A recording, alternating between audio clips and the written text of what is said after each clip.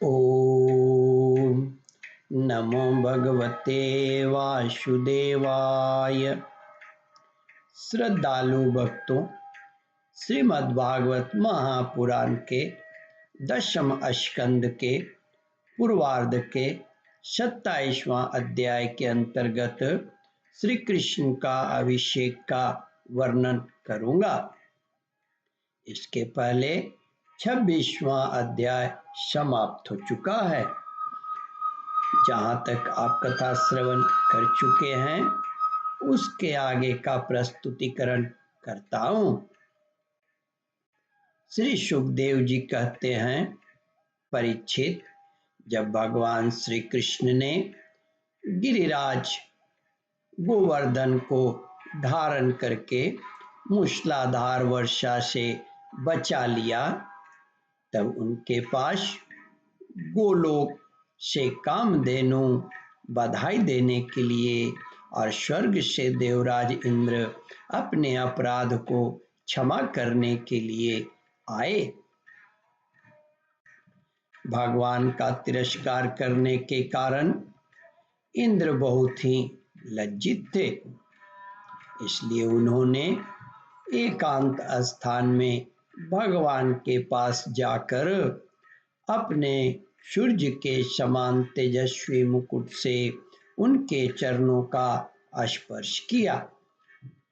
परम तेजस्वी भगवान श्री कृष्ण का प्रभाव देख सुनकर इंद्र का यह घमंड जाता रहा कि मैं त्रिलोक तीनों लोकों का स्वामी हूँ। अब उन्होंने हाथ जोड़कर उनकी स्तुति की।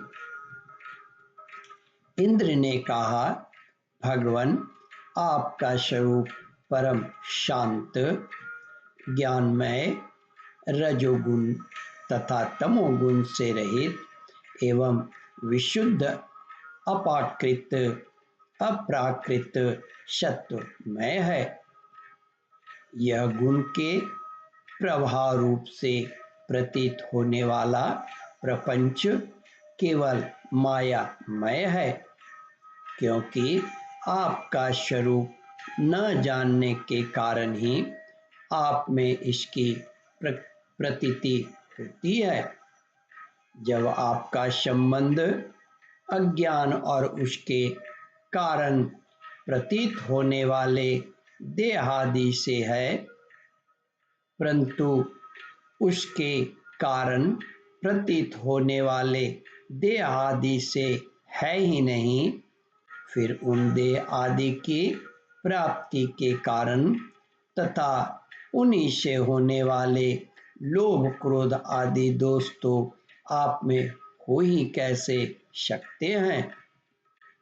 प्रभु, इन दोषों का होना तो अज्ञान का लक्षण है।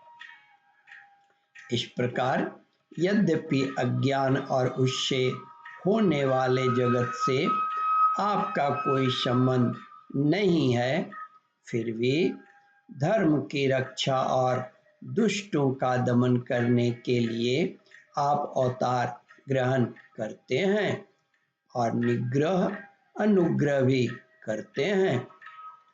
आप जगत के पिता, गुरु और स्वामी हैं। आप जगत का नियंत्रण करने के लिए दंड धारण किए हुए दुष्टर काल हैं। आप अपने भक्तों की लालसा पूर्ण करने के लिए स्वच्छंदता से लीला शरीर प्रकट करते हैं, और जो लोग हमारी तरह अपने को ईश्वर मान बैठते हैं, उनका मान मर्दन करते हुए अनेकों प्रकार की लीलाएं करते हैं।